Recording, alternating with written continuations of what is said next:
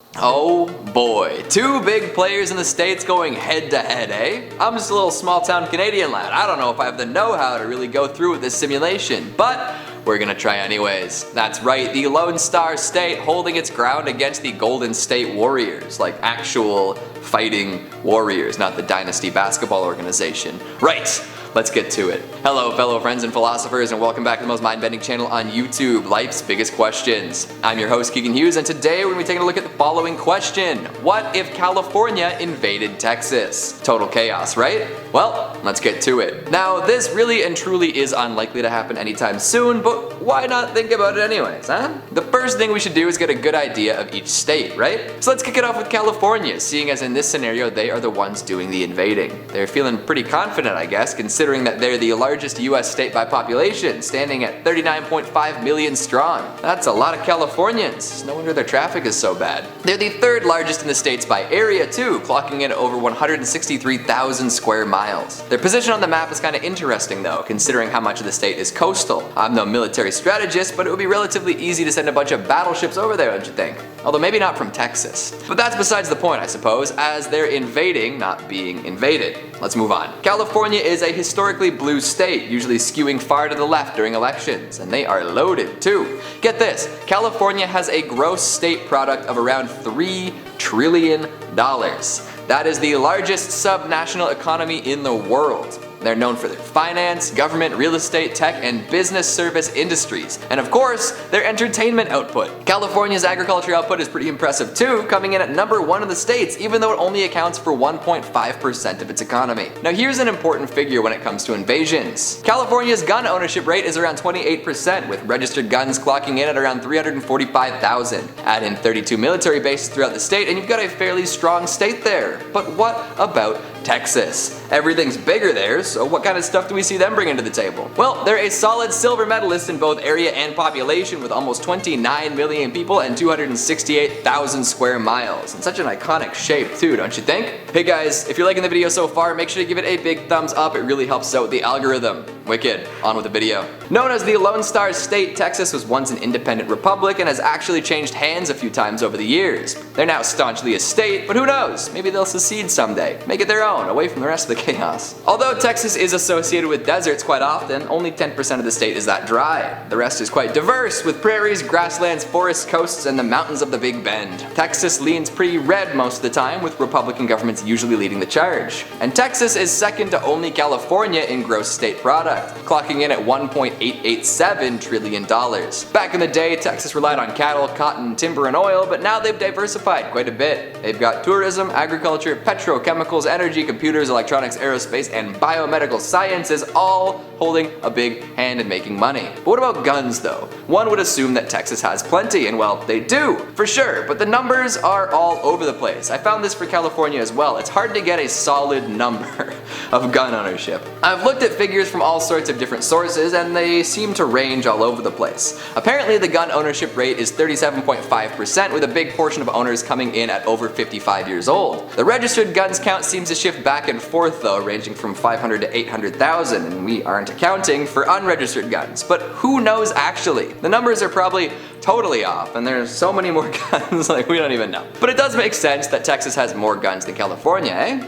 But less military bases, interestingly enough. 15 to California's 32.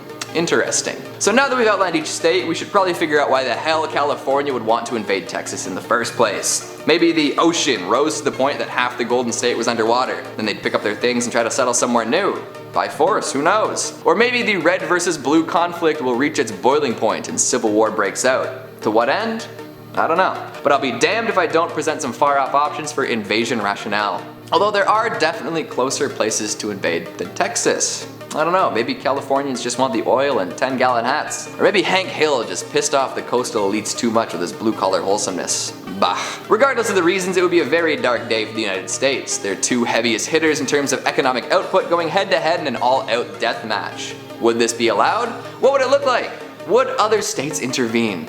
Well, for California to get to Texas on land, they would have to send troops through Arizona and New Mexico. Based on the current election results, these would be friendly states, both being blue. They could also hypothetically send some naval forces around the bend to hit up Texas's coast, but this would be extremely inefficient. Maybe some drones would be brought into the fray. Both ends have a fair deal invested in technology, so that wouldn't be too surprising. So after the Californian forces made their way to Texas and possibly collected some supportive Arizonans and New Mexicans on the way, they would be met with a very defensive crowd. Texas, surrounded by other red states like Oklahoma, Arkansas, Louisiana, and Kansas, would not want them breaking the line. Absolutely not. So the battle at the border would be insane. Plenty of firefights would likely break out, with a bit of back and forth happening as each state-based army clashed. But in our scenario, California invades. So let's say that Texas doesn't manage to push back the invasion. Now what? A whole lot of backlash, that's what. The westernmost part of Texas is pretty much all Republican, so there would be lots of fighting even after the invasion. Guerrilla tactics aren't off the table either. Texans are proud people and won't take defeat lying down. Battles would continue to rage, and the Californian army would have to keep funneling in reinforcements. It's possible folks from the major cities in Texas would attempt to join up with the blue forces coming in from the west, but that would be a very difficult journey. Now, invasions don't go unanswered.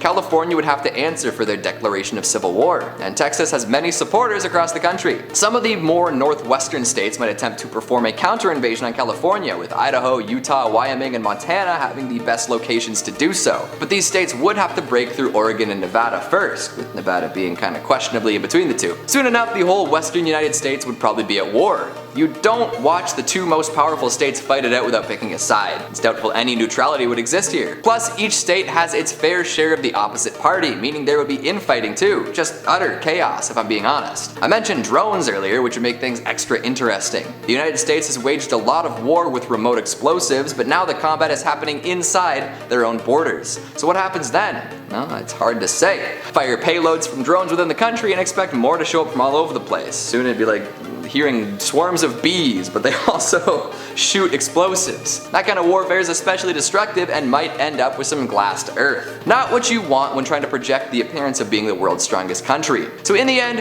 who could hold out the longest? It's really a tough call. California is sort of vulnerable thanks to the common forest fires and their coast, but they have more resources to mobilize overall. Texas has the more advantageous terrain and a more united populace, but it might falter if the fighting continues for a long time. Of course, in the end, good old Jeb Bush would rise from the ashes and unite the country under his glorious leadership and usher in a new era of peace and prosperity in the United States. That's just about as likely as California invading Texas in the next few years, right? Well, I think that's all there is to say about that. What did you think of this Canadian's analysis of the hypothetical combat? Pretty ridiculous, right? Well, how do you think it would go? Who would win? Why would it happen? Will Jeb ever redeem himself? Make sure you let me know down in the comments. Speaking of comments, let's take a look at some of your more iridescent ones from What If Donald Trump Refuses to Leave the White House? I can't pronounce his name, says he might start a war for Biden to deal with, plus his supporters rioting not good at all. Do you think the war would be between Texas and California, or more international? Spicy Stash Gamer 328420 says, so this is the final boss of 2020. Oh, we've still got a month and a half to go. Don't count out something extra special quite yet. Jackson Morgan says, let me just say that I do not care who wins, I just think we need to rethink our government. We are so divided that nothing gets done because politicians are told to stick to working for their party, not the people of the United States. Yeah, it's funny how it always seems to work out that way. Get mad at your fellow citizens instead of the soulless apparatus that runs the country. Lady K says, I don't care for either Trump or Biden, we need another option, not Kanye Kardashian.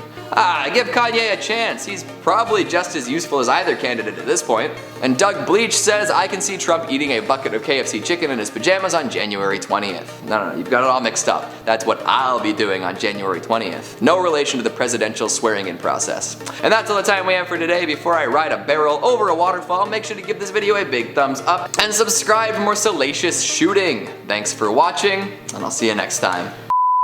And subscribe for more salacious. And subscribe for more You were so good up until the end there. Well, they're a solid silver medalist in both. Well, for Texas to go whoop. Well, for California to get a little.